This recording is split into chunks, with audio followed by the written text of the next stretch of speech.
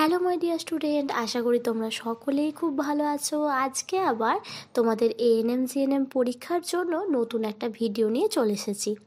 এই ভিডিওতে আমরা লাইফ সায়েন্সের মোট 20টি প্রশ্নকে সলভ করব এবং চেষ্টা করব যে এই কোশ্চেনগুলো আলোচনা করবার সময় ওই টপিক সম্পর্কে কিছুটা বলে দেওয়ার।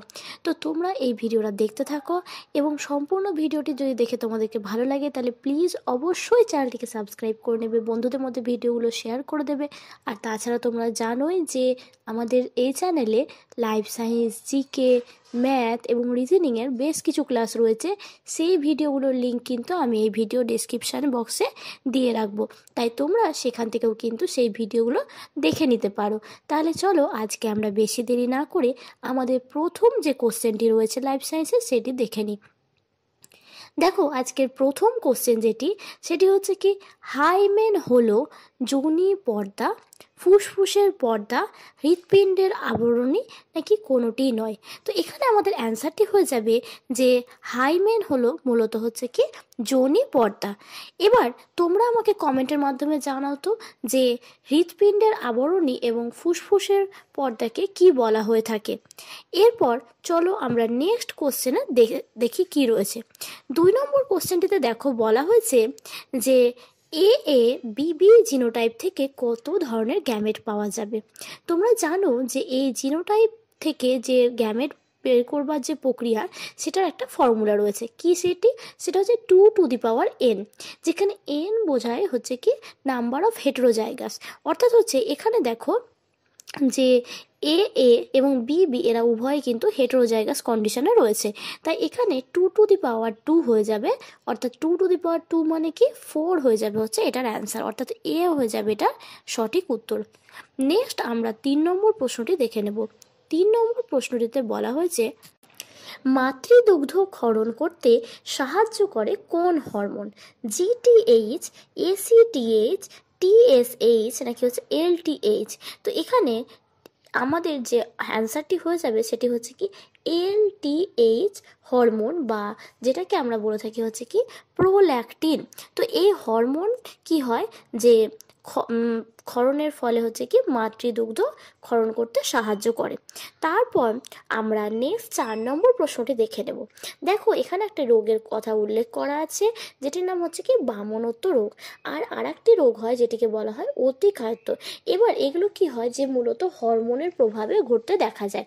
যেমন যদি আমরা এখানে কোশ্চেনটা বলা হয়েছে কি যে কোন হরমোনের প্রভাবে বামনত্ব রোগটি দেখা যায়, তো এটি হচ্ছে কি গ্রোথ হরমোন বা জিএইচ, এবং এই হরমোনের আরও একটি নাম আছে যেটা হচ্ছে কি বলা হয় এসটিএইচ বা সোমাটোট্রফিক হরমোন। তো এই হরমোনের হচ্ছে কি যখন কম ক্ষরণ হয় তখন সেখানে হচ্ছে বামনত্ব রোগ হয়, এবং যখন অধিক ক্ষরণ হয় তখন সেক্ষেত্রে কিন্তু অতিকায়ত্ত রোগ দেখা দেয়। তাহলে এখানে অ্যান্সার হয়ে যাবে জিএইচ, অর্থাৎ হচ্ছে 4 হচ্ছে এই অ্যান্সারটি সঠিক। এরপর আমরা 5 নম্বর কোশ্চেনটি দেখো বলা হয়েছে ইতর পরাগযোগের ক্ষেত্রে কোনটি প্রযোজ্য নয়? আমরা 2 ধরনের পরাগযোগের কথা পূর্বেই জেনেছি, একটা হচ্ছে কি স্বপরাগযোগ এবং ইতর পরাগযোগ, যেটা তোমাদের ক্লাস 10-এর বইয়ে দেওয়া রয়েছে দেখবে। তো ইতর পরাগযোগ এবং স্বপরাগযোগের ক্ষেত্রে বলেছে কোনটা ইতর পরাগযোগের প্রযোজ্য নয়। অপশানগুলো আগে প্রথমে দেখি, তারপর আমি বলছি এই বিষয়ে। যেমন বলা হয়েছে বাহকের প্রয়োজন হয় না, এটি একেবারেই ভুল। অর্থাৎ এটাই যদিও অ্যান্সার হবে, কিন্তু তোমাদের এটা জেনে রাখতে হবে যে এটি কার ক্ষেত্রে প্রযোজ্য। এটি হচ্ছে মূলত স্বপরাগযোগের ক্ষেত্রে হচ্ছে কিন্তু বাহকের প্রয়োজন হয় না, কিন্তু ইতর পরাগযোগের ক্ষেত্রে কিন্তু বাহকের প্রয়োজন অবশ্যম্ভাবী লাগবেই। তো সেক্ষেত্রে প্রথম অপশানটাই হবে এই প্রশ্নের উত্তর। এবং বাকি যে অপশানগুলো বলা হয়েছে, যেমন পরাগরেণুর অপচয় ঘটে, উন্নত মানের ফল ও বীজ উৎপন্ন হয় এবং জননেত্রী বৈশিষ্ট্য নিয়ন্ত্রিত হয় না, এই ঘটনাগুলো কিন্তু ইতর পরাগযোগের ক্ষেত্রে দেখতে পাওয়া যায়। তারপর আমরা নেক্সট 6 নম্বর প্রশ্নে চলে আসব। দেখো বলেছে মায়োসিন যুগে ঘোড়ার নাম কি ছিল? এখানে বলা হয়েছে কি ইওহিপ্পাস, ইকুয়াস, মেরিচিপ্পাস, মেসোহিপ্পাস। তোমরা জানো যে ক্লাস 10-এর চ্যাপ্টারে যে অভিব্যক্তির যে চ্যাপ্টার রয়েছে সেখানে কিন্তু এই কোশ্চেনটি সেখান থেকেই দেওয়া হয়েছে। এবং এখানে বিভিন্ন যে যুগ এবং যুগের সাথে সাথে যে ঘোড়াগুলোর নাম রয়েছে সেগুলো কিন্তু যথেষ্ট ইম্পর্টেন্ট, তো সেগুলো কিন্তু ভালো করে মনে রাখতে হবে। তো যা এই কোশ্চেনটার এখানে অ্যান্সার হয়ে যাবে কি, যে মায়াসিন যুগের যে ঘোড়া তার নাম ছিল হচ্ছে কি মেরি চিপ্পাস। এরপর আমরা চলে আসবো 7 নম্বর প্রশ্নে। দেখো বলা হয়েছে টিয়া পাখির জীবনকাল কত বছর। তো এখানে হয়েছে অপশনগুলো রয়েছে 3, 1 সপ্তাহ, 140 বছর নাকি 50 বছর। তো টিয়া পাখির জীবনকাল হচ্ছে কিন্তু আমাদের 140 বছর।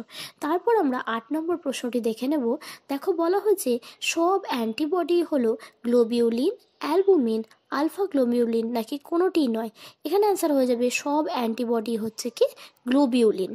দেখো 9 নম্বর প্রশ্নটিতে বলা হয়েছে কোন ভ্যাকসিন মুখ দিয়ে গ্রহণ করা হয়। তোমরা তো মূলত জানোই যে ভ্যাকসিন হচ্ছে এমন একটা জিনিস যেটা হচ্ছে কি না তো ইঞ্জেকশনের মাধ্যমে হচ্ছে কি আমাদের শরীরের মধ্যে প্রয়োগ করিয়ে দেওয়া হয়। তো এখানে বলা হয়েছে মুখ দিয়ে গ্রহণ করা হয়। তো এটা অ্যান্সার অপশানগুলো দেখো বলা হয়েছে টাইফয়েড, পোলিও, কলেরা এবং টিটেনাস। এক্ষেত্রে একমাত্র শুধুমাত্র পোলিও ভ্যাকসিনটি হচ্ছে কি মুখ দিয়ে গ্রহণ করা হয়। এরপর 10 নম্বর কোশ্চেনটি বলা আছে গুটি বসন্তের টিকা কে আবিষ্কার করেন। বিজ্ঞানী ফ্লেমিং, লুইস পাস্তুর, জেনার নাকি হচ্ছে কি নিউটন। তো এখানে হচ্ছে কি বিজ্ঞানী জেনার হচ্ছে কি আমাদের হচ্ছে এই গুটি বসন্তের টিকা আবিষ্কার করেছিলেন। নেক্সট আমরা 11 নম্বর কোশ্চেনটি দেখে নেব। দেখো বলা হয়েছে যে পেশি সংকোচনে নিকটবর্তী অঙ্গ প্রসারিত হয়ে দূরে সরে যায় তা হলো এক্সটেন্সার পেশি, অ্যাবডাক্টর পেশি, অ্যাডাক্টর পেশি নাকি হচ্ছে ফ্লেক্সার পেশি। তো এখানে আমাদের 11 নম্বর প্রশ্নের উত্তরটি হয়ে যাবে যে অ্যাবডাক্টর পেশি এটাকে বলা হয়ে থাকে। তারপর আমরা নেক্সট চলো 12 নম্বর কোশ্চেনটি দেখে নিই। বলা হয়েছে কোন হরমোন উদ্ভিদের পরিপক্ক বীজ খুব বেশি পরিমাণে পাওয়া যায়, অর্থাৎ পরিপক্ক বীজের মধ্যে কোন হরমোনটি দেখা যায় সেটা জানতে চাওয়া হয়েছে। ইথিলিন, যেটা তোমরা জানো কি করে না তো ফল পাকাতে সাহায্য করে। জিববেরেলিন, তো এই হরমোনটি হচ্ছে মূলত হচ্ছে উদ্ভিদের পরিপক্ক বীজে খুব বেশি পরিমাণে পাওয়া যায়। এছাড়া আরও বাকি দুটো হরমোনের কথা বলা হয়েছে অক্সিন এবং সাইটোকাইনিন। তোমরা তো জানোই যে অক্সিন হচ্ছে কি যে অগ্রস্ত প্রকটতা, কোষ বিভাজন এগুলোর ক্ষেত্রে সাহায্য করে থাকে। তো এখানে আমাদের 12 নম্বর কোশ্চেনটি হয়ে গেল। এরপর চলো আমরা 13 নম্বর কোশ্চেনটি দেখে নিই। 13 নম্বর কোশ্চেনটি দেখো বলা হয়েছে ডায়াবেটিস মেলিটাস রোগটি হয় কিসের অভাবে। ভ্যাসোপ্রেসিন, ইনসুলিন, গ্লুকাগন নাকি হচ্ছে প্রোল্যাকটিন। তো 13 নম্বর প্রশ্নের উত্তরটি হয়ে যাবে যে ইনসুলিনের অভাবে হচ্ছে ডায়াবেটিস মেলিটাস রোগটি হয়। নেক্সট দেখো 14 নম্বর প্রশ্নটি বলা হচ্ছে পায়রার ডানার পালকের সংখ্যা কয়টি। 23টি, 12টি, 14টি নাকি 25টি। তো 14 নম্বর অ্যান্সারটি হয়ে যাবে আমাদের হচ্ছে কি এ, অর্থাৎ হচ্ছে 23টি হচ্ছে কি পায়রার ডানার পালকের সংখ্যা। নেক্সট 15 নম্বর কোশ্চেনটি দেখো বলা হয়েছে যে খাদ্য শৃঙ্খলের প্রতিটি পুষ্টি স্তরে শক্তির কত শতাংশ হ্রাস ঘটে। 20, 30, 10 নাকি হচ্ছে 90। তো এখানে এটা বলে রাখি যে এটা হচ্ছে কি যে শক্তির যেহেতু হ্রাস ঘটার কথা বলা হয়েছে তাহলে এটা হয়ে যাবে হচ্ছে কি 90%। তারপর 16 নম্বর কোশ্চেনটি বলা হচ্ছে কাকে ক্লডের দানা বলা হয়। তো অপশানগুলো রয়েছে রাইবোসোম, প্লাস্টিড, নিউক্লিয়াস নাকি এন্ডোপ্লাজমিক রেটিকিউলাম, যেটাকে আমরা শর্টকাটে বলে থাকি ER। তো 16 নম্বর প্রশ্নের উত্তরটি হয়ে যাবে রাইবোসোমকে ক্লডের দানা বলা হয়ে থাকে। তারপর আমরা 17 নম্বর কোশ্চেনটি দেখে নেব। 17 নম্বর কোশ্চেনটিতে বলা হয়েছে অঙ্গার আত্তীকরণের জন্য যা প্রয়োজনীয় তা হলো H2O ও CO2, সূর্যালোক ও ক্লোরোফিল, RUBP ও CO2 নাকি কোনোটিই নয়। তো এখানে আমাদের 17 নম্বর প্রশ্নের উত্তরটি হয়ে যাবে যে অঙ্গার আত্তীকরণের জন্য প্রয়োজনীয় হলো RUBP ও CO2।